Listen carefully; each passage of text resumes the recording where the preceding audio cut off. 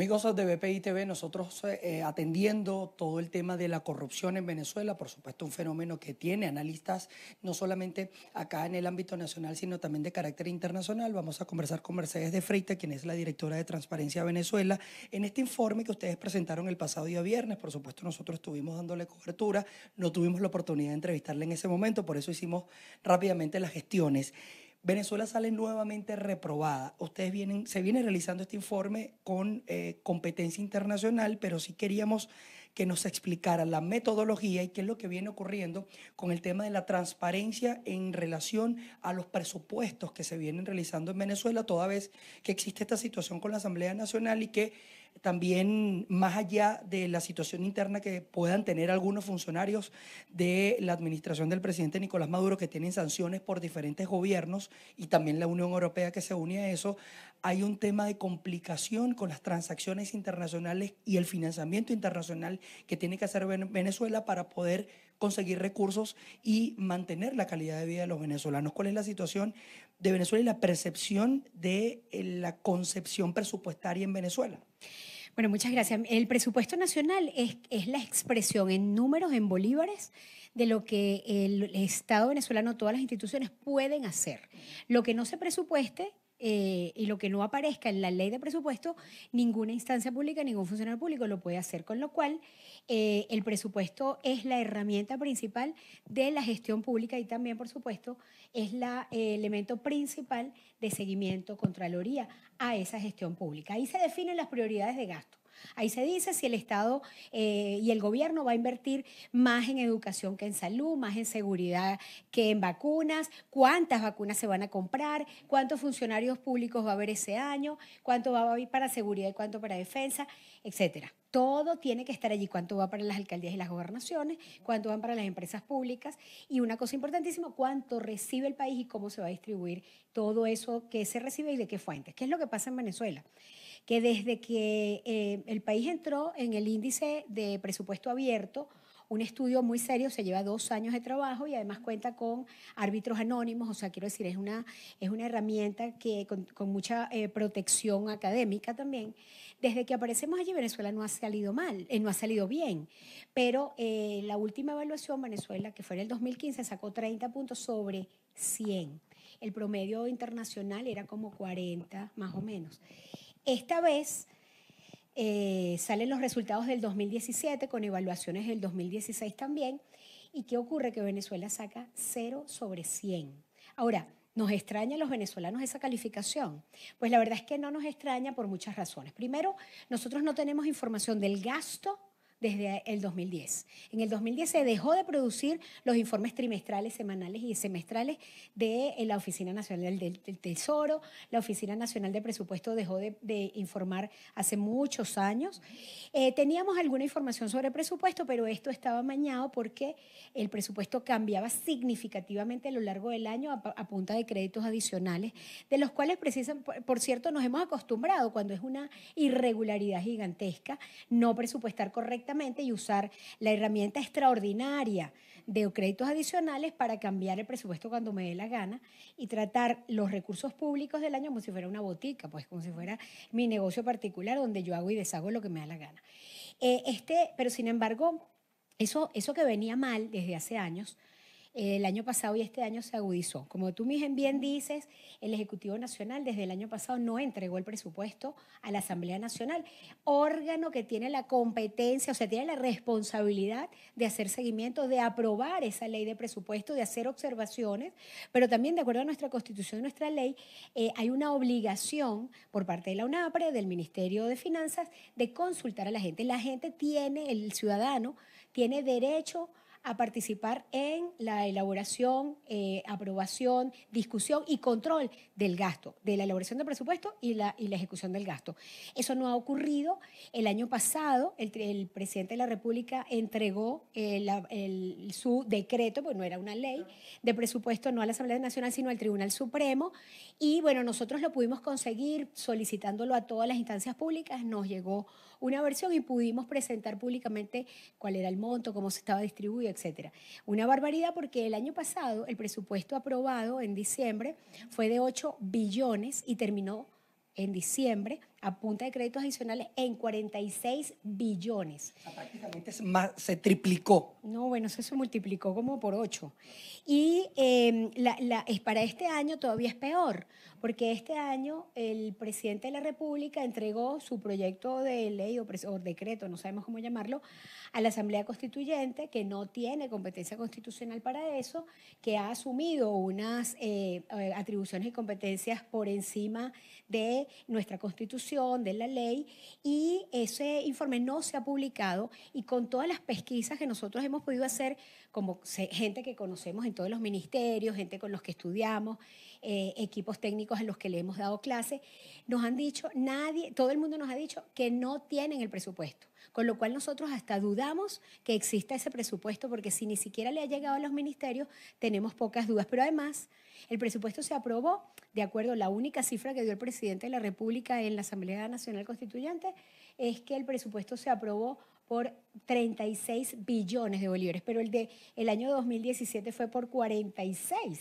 Quiere decir que ya de entrada está deficitario y no sabemos de dónde va a salir ese dinero, pero tampoco no sabemos de dónde va a sacar el Ejecutivo Nacional los recursos que se requieren para tapar, para cubrir esta hiperinflación que todos estamos sufriendo y que el Ejecutivo, por supuesto, la va a sufrir. ¿Cuál es la metodología que se emplea para este estudio, entendiendo que participan más de 100 países dentro de todo el diseño y la planificación estratégica y metodológica para establecer el puntaje de cada uno y cómo está Venezuela, cómo estaría Venezuela en América Latina? Se habla mucho de los gobiernos latinoamericanos, que son gobiernos poco transparentes. ¿Cómo se compara esto y hacia dónde tenemos que ir? Porque más allá del problema, tenemos que también buscar de ver la solución en medio de toda esta situación presupuestaria que tenemos deficitaria en Venezuela.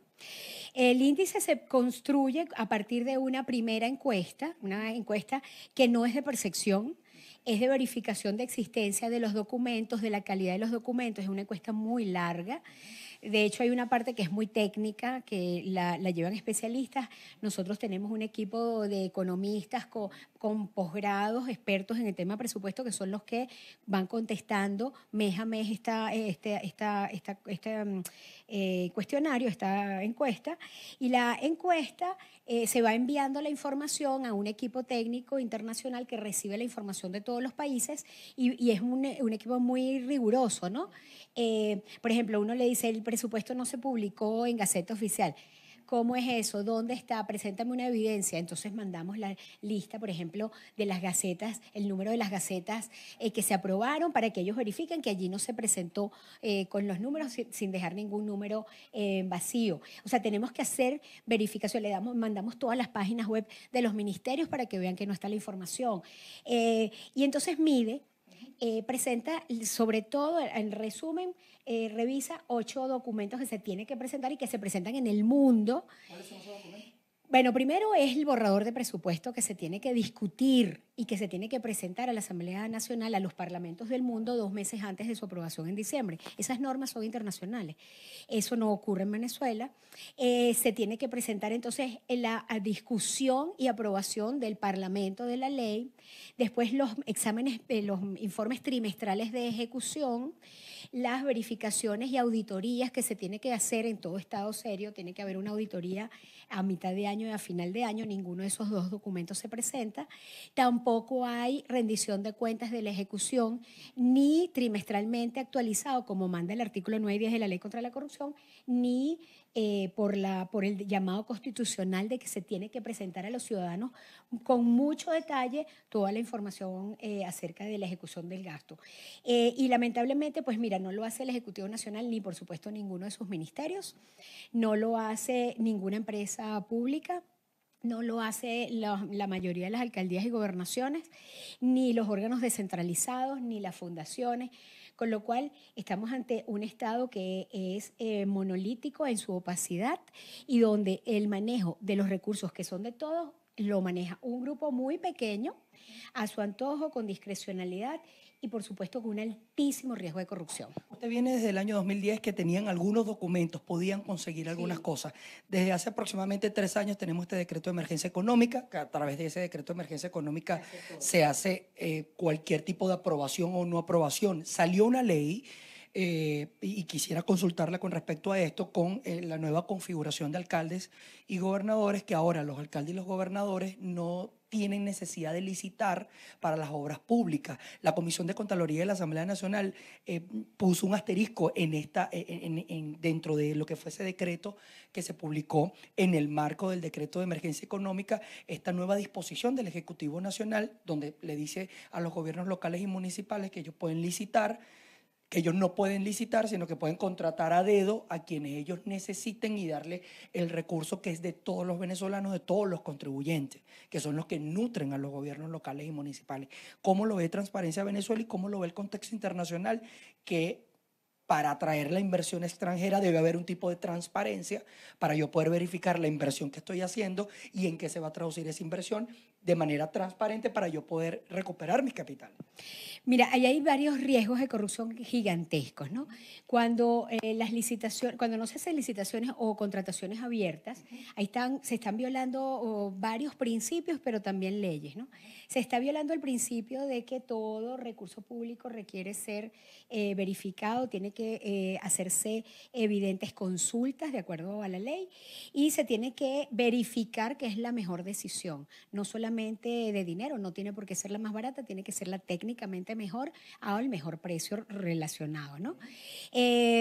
Nosotros no tenemos ni siquiera información de qué es lo que se pide. Cuando contratan a alguien un puente, uno no sabe si pidieron un puente con diamantes o de cemento o de barajitas. No tenemos idea.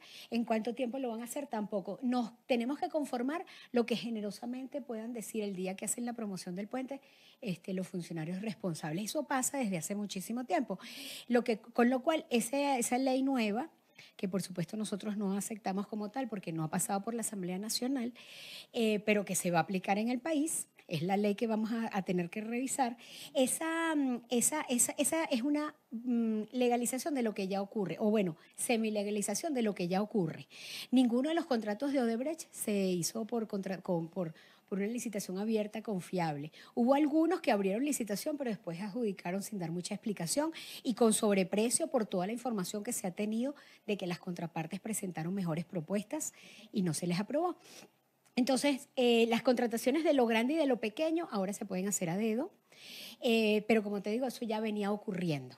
Y no había impunidad, o sea, había impunidad, no había sanción, y la Contraloría General de la República no hacía ninguna observación sobre esas irregularidades.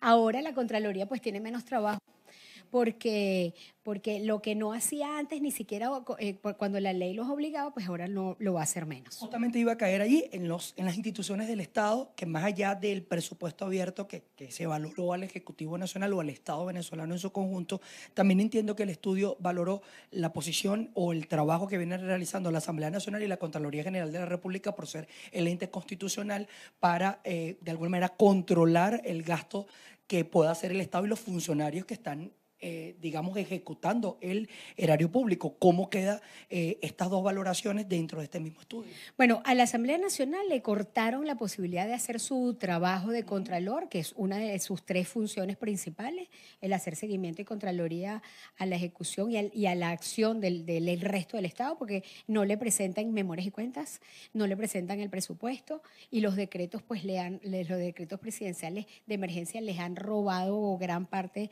de sus atribuciones y competencias. Todo eso amparado en el presunto desacato y en la sentencia. Sí, exacto, con unas observaciones allí un poco locas, ¿no? Porque, bueno, el desacato era por 3 personas que ya salieron, entonces, ¿por qué sigue el desacato y por qué no nombran, por qué no abren las elecciones para los 3 diputados que faltan de una vez y cómo es posible que tengamos un Estado sin representación en el Parlamento? Bueno, sabemos que hay unos intereses allí políticos dantescos porque lo que hacen es crear un inmenso incentivo a la corrupción, en donde el dinero público, que en este momento hace falta, pero de cada medio, porque estamos en una situación tan crítica, pues no sabemos ni siquiera cómo se manejan los gigantescos montos.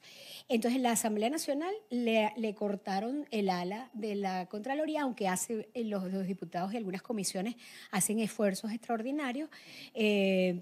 pero no tienen las datas, no tienen la información, y cuando piden la información no se la dan. Cuando llaman a un ministro para exigirle cuentas no se presenta. O sea, la Asamblea Nacional la han arrinconado y tiene, aunque intente pues forzar la cosa, pues no tiene mucha fuerza para hacerlo por ahora. Y la Contraloría General de la República, que es el otro órgano que debería asumir, que es responsable, pues mira, no lo hace, ni siquiera tienen que cerrarle el camino, porque ella desde hace mucho tiempo ha sido muy permisiva y cómplice de todo lo que está pasando. De hecho, la Contraloría General de la República el año pasado no presentó informe de rendición de cuentas, que es una obligación, y que es la Contraloría la encargada de obligar al resto del Estado a presentar memoria y cuenta de calidad, no cualquier papelucho o informe de propaganda a lo que estamos acostumbrados, sino informes rigurosos donde se verifique con evidencias el cumplimiento de objetivos, de metas, de indicadores.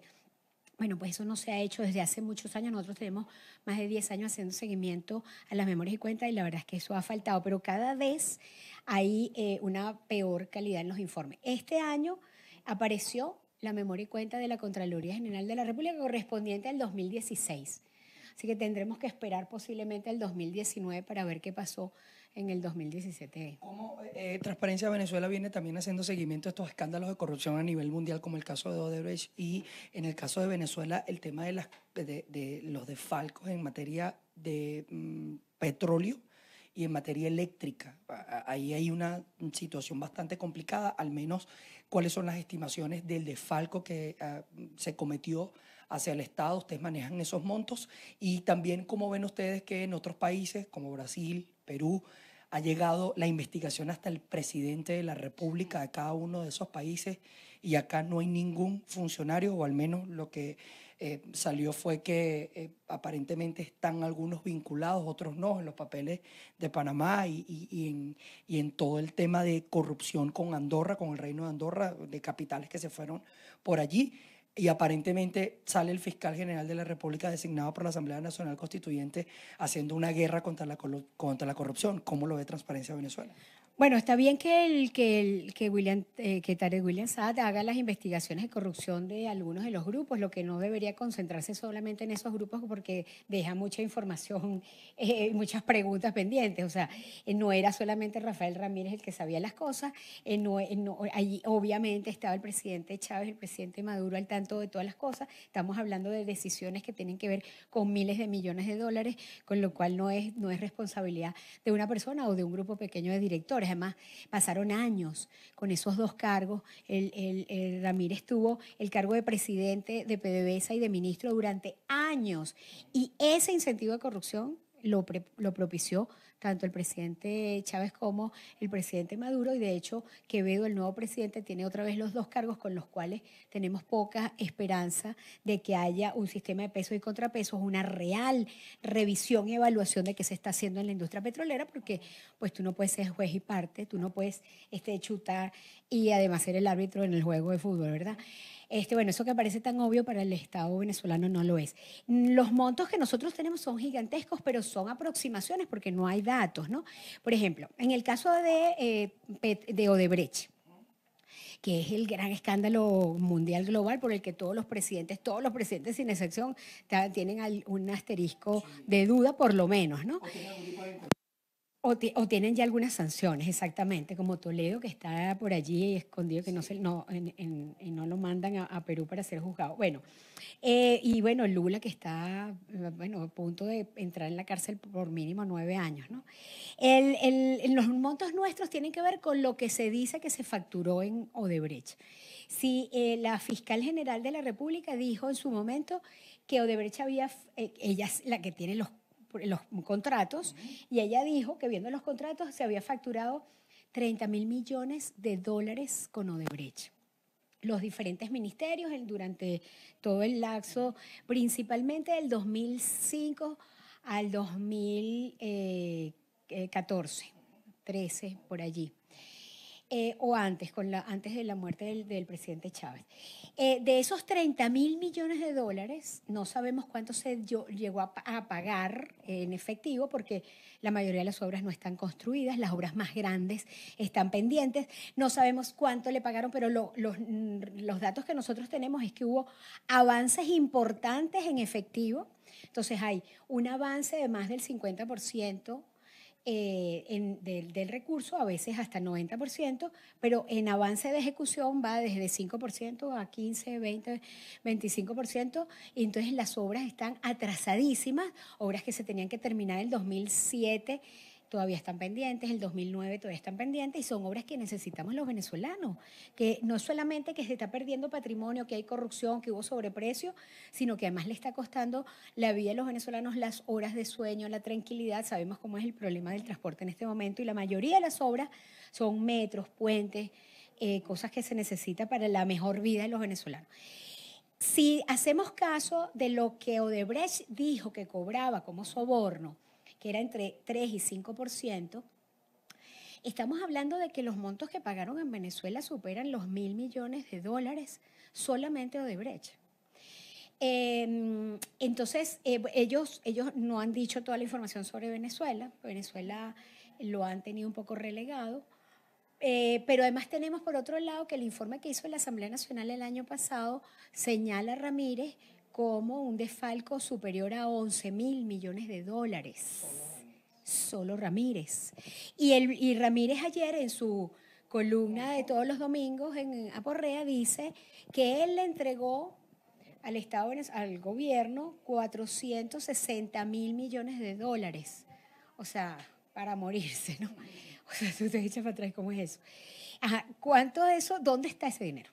¿Cómo se ejecutó ese dinero si nosotros no tenemos hospitales, ni puentes, ni carreteras, ni salud, ni doctores, ni médicos? Porque la gente está huyendo de este país. Si nosotros no tenemos un sistema de seguridad social, si el seguro social obligatorio es un desastre, nadie va con esperanzas de curarse. Bueno, si todo lo que el Estado tiene la obligación de proporcionar, porque además pagamos por eso impuestos, y los impuestos cada vez es una tajada más grande del presupuesto, bueno, ¿qué pasa con ese dinero? ¿Dónde están esos recursos? Y además la otra...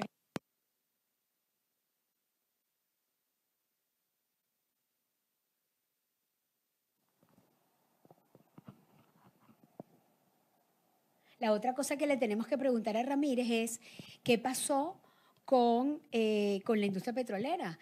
O sea, él estuvo a cargo de esa industria durante tanto tiempo y la dejó destruida, la dejó dividida, la dejó con un sistema de producción bajísimo, la dejó con unos peores negocios internacionales, la dejó sumida en atender muchas otras cosas que no tenían que ver con el foco, con el core del tema de la industria petrolera.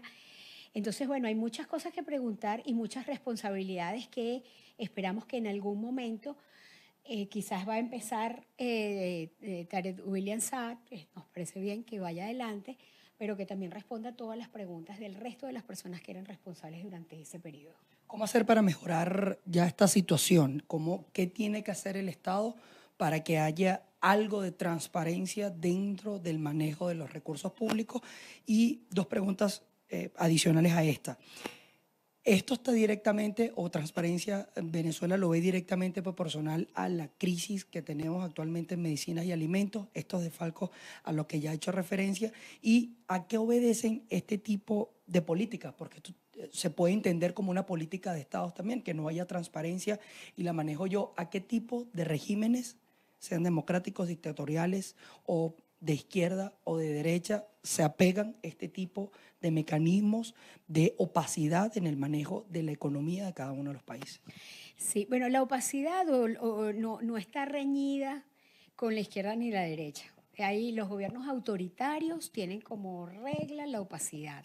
La información es de ellos, no informo de nada, no tengo que informar a los ciudadanos, ni les tengo que consultar, ni están en el centro de su preocupación, porque es imposible pensar que con la ingente cantidad de dinero que entró a este país, con ese barril de petróleo hasta 130 y más, Es imposible pensar que no se haya construido un sistema de seguridad ciudadana, que se haya podido conformar unos equipos de policía superiores, unos equipos de investigación, unos sistemas de control, que no se haya desarrollado el sistema de salud que merecemos todos los ciudadanos del mundo, pero que en Venezuela tenía los recursos para ello y que no sabemos dónde está el dinero.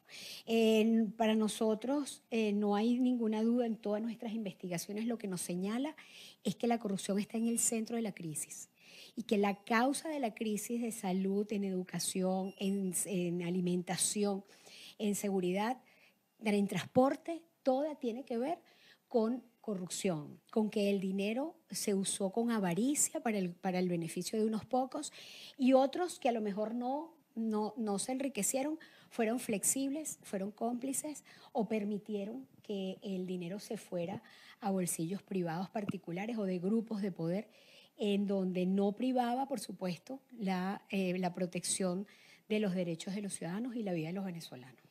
Hay variables que ustedes hayan analizado, el tema alimentación, el tema vialidad, el tema transporte. ¿Qué se llevó más dinero o dónde hubo mayores desfalcos? Bueno, mira, el propio ministro Giordani dijo después de la muerte del presidente Chávez, en su carta famosa, dijo que el presidente Chávez había quebrado al país con la misión vivienda para ganar las elecciones. Esa frase completa está allí, bueno, ya confesión de parte, relevo de prueba, él lo dijo, él era el ministro de Planificación, él sabía, y nosotros sí sabemos que ahí se ha ido una cantidad gigantesca. La otra, alimentación.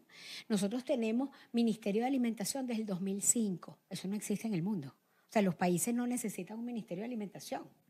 Sin embargo, nosotros con Ministerio de Alimentación las cifras son estratosféricas, miles de millones de dólares y sin embargo, bueno, tenemos un aparato productivo quebrado. Nosotros hacemos estudios sobre las empresas propiedad del Estado. Descubrimos el año pasado 526 empresas propiedad del Estado y no tenemos ninguna se salva del señalamiento de que son improductivas o muy poco productivas, que no generan recursos para el Tesoro Nacional, como cualquier empresa que tiene que pagar dividendos, IVA y otros impuestos, utilidades al Estado venezolano, con lo cual el Tesoro Nacional no se beneficia de eso. Entonces los venezolanos no nos beneficiamos ni con productos ni servicios, el Estado no se beneficia con ingresos para el Tesoro y encima tenemos una cooptación, un control sobre un importante grupo de personas, de venezolanos que se los han convertido en funcionarios, que su trabajo depende en gran parte de la fidelidad al director, presidente de la empresa y al grupo económico. Otro elemento que nosotros estamos viendo también con preocupación es la militarización de la vida civil. Y sacamos un informe que está en la página web en donde pusimos juntos, bueno, empezamos a buscar, bueno, ¿dónde están militares en espacios de decisión? Y es impresionante, en la alimentación siempre han estado, todos los ministros de alimentación han sido militares, salvo Erika Farías, que fue un año ministra, pero después vemos que la Fuerza Armada tiene cantidad de funciones diferentes a las defensas, de 33 entes adscritos a la Fuerza Armada. Solamente 6 tienen que ver con defensa, el resto pues son fábricas de agua potable y de uniformes y de vehículos, producen barriles de petróleo directamente, eso es antes incluso de que Quevedo fuera el presidente de PDVSA, el ministro de Energía, con lo cual, bueno, es largo de contar, el informe está ahí disponible, pero bueno, yo no sé quién se está ocupando de la defensa del país, porque la mayoría de los militares están en entes que no tienen que ver con la defensa. Ya para finalizar este encuentro con Mercedes de Freitas, ¿qué hacer para mejorar esta situación? Mucho también se habla de la economía, se habla de los problemas, pero también se plantean soluciones. ¿Qué hacer? Al menos la propuesta de Transparencia Venezuela para mejorar esta situación. Mira, la propuesta es hacer transversal el tema de transparencia, es decir, lo primero que tiene que ocurrir es que a los venezolanos nos tienen que decir qué hay, dónde está, cuál es la situación y qué se tiene que hacer y cuáles son las propuestas y permitir a los expertos de cada área, que en Venezuela todavía, a pesar de de la migración tan grande todavía en Venezuela, hay mucha gente experta en temas específicos que presenten propuestas en donde el vértice, el hilo conductor sea la transparencia y programas anticorrupción. Hay que eliminar los incentivos perversos y hay dos grandes incentivos perversos en el país. Uno es el control de cambio, ese control de cambio horroroso que por supuesto quitarlo, desarmarlo va a costar muchísimo a los venezolanos ese primer año y para eso el Estado tiene que apoyar a las personas en mayor estado de vulnerabilidad. Y el otro es que a partir de eso, a partir del control que tiene el Estado sobre la vida, los venezolanos cada vez tenemos menos posibilidades de decirle no al Estado.